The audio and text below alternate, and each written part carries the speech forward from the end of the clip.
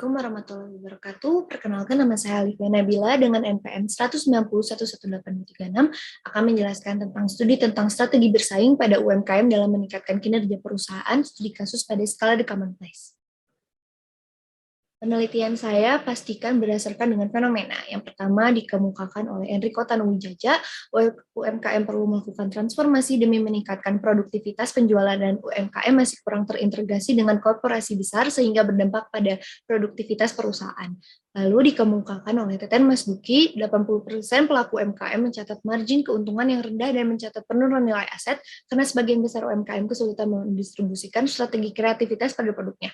Dan yang terakhir oleh Rudi Salahuddin, yaitu UMKM masih terkendala dalam hal daya saing dan rendahnya kualitas SDM yang berdampak pada produktivitas perusahaan. Bahwa kinerja UMKM yang baik sangat diperlukan dalam masa depan persaingan antar perusahaan lainnya yang cukup tinggi. Untuk mengukur kinerja seseorang diukur secara berimbang dalam dua perspektif, yaitu keuangan dan non-keuangan. Banyak faktor-faktor yang dapat mempengaruhi peningkatan kinerja, salah satunya adalah strategi bersaing.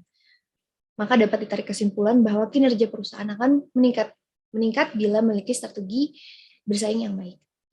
Lalu selanjutnya ada tabel operational variable, strategi bersaing yang diungkapkan oleh Porter tahun 1985, dimensinya ada 3, yaitu strategi keunggulan biaya, strategi diferensiasi, dan strategi fokus.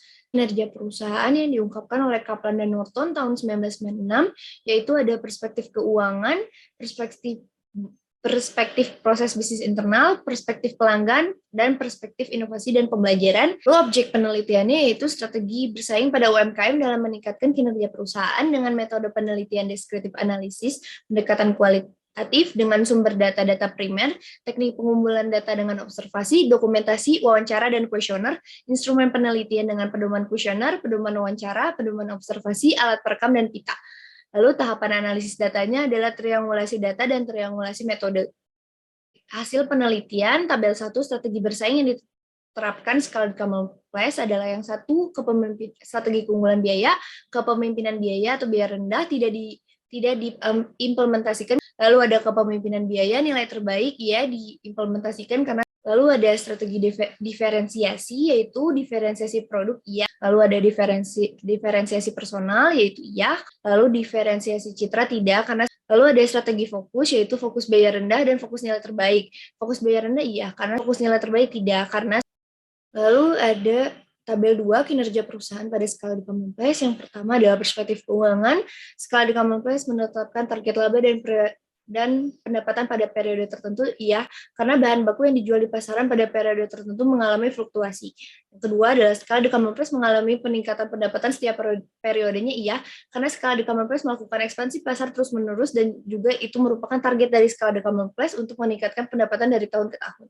Yang ketiga, skala The Commonplace selalu melaksanakan kegiatan operasi dengan biaya yang paling efisien, iya, karena para shareholders turut menjadi bagian dari direksi agar direksi tidak perlu dibayar dan para shareholders mengambil keuntungan dari dividen yang sudah ditetapkan. Keempat, skala The Commonplace menggunakan aset yang dimiliki secara optimal, ya, karena tempat beroperasi skala The Commonplace dimiliki oleh salah satu pemegang shareholders. Berikut aset seterusnya. Lalu perspektif pelanggan. Nomor 1, skala The Commonplace selalu mengedepankan kualitas pelayanan terhadap pelanggan, iya, karena standarisasi bisnis skala The Commonplace mengedepankan customer satisfaction terhadap produk yang disajikan. Kedua, skala The Commonplace selalu menciptakan inovasi atau gagasan baru terhadap produk atau jasa yang ditawarkan ke pelanggan, tidak, karena skala The Commonplace berpegang terhadap prinsip yang telah dibangun dari awal.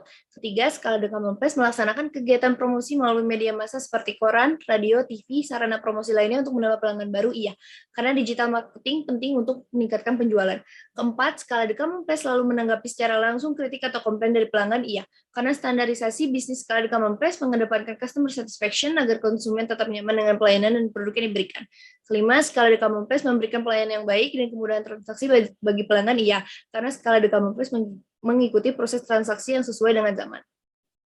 Lalu ada perspektif proses bisnis internal. Skala The Commonplace selalu menetapkan target laba dan pendapatan pada periode tertentu, iya, karena bahan baku yang dijual di pasaran pada periode tertentu mengalami fluktuasi. Lalu yang kedua, skala The Commonplace selalu menyesuaikan proses operasionalnya dengan perkembangan teknologi yang baru, iya, karena skala The Commonplace menggunakan POS atau aplikasi kasir, mesin edisi yang terbaru, dan sebagainya.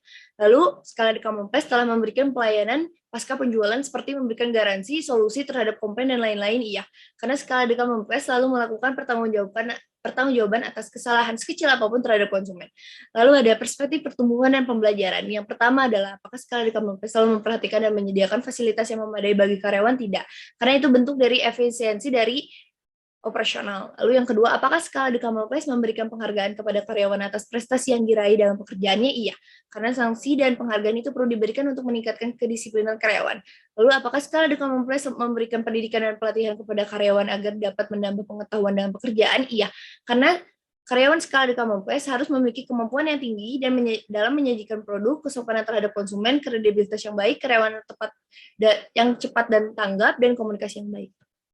Lalu kesimpulannya yang pertama adalah strategi yang digunakan oleh skala Kemenpes adalah strategi keunggulan biaya pada kepemimpinan biaya, nilai terbaik, lalu strategi diferensiasi pada diferensi produk dan diferensiasi personalia, lalu ada strategi fokus biaya rendah, di mana mereka membedakan usahanya dengan para pesaing, yaitu dengan mengusungkan campaign bertema self-improvement. Dari kampanye tersebut, skala Kemenpes berupaya dalam meningkatkan kapasitas dan kualitas kafe dengan memberikan kualitas produk, menciptakan produk yang unik, meningkatkan kompetensi karyawan, dan sebagainya.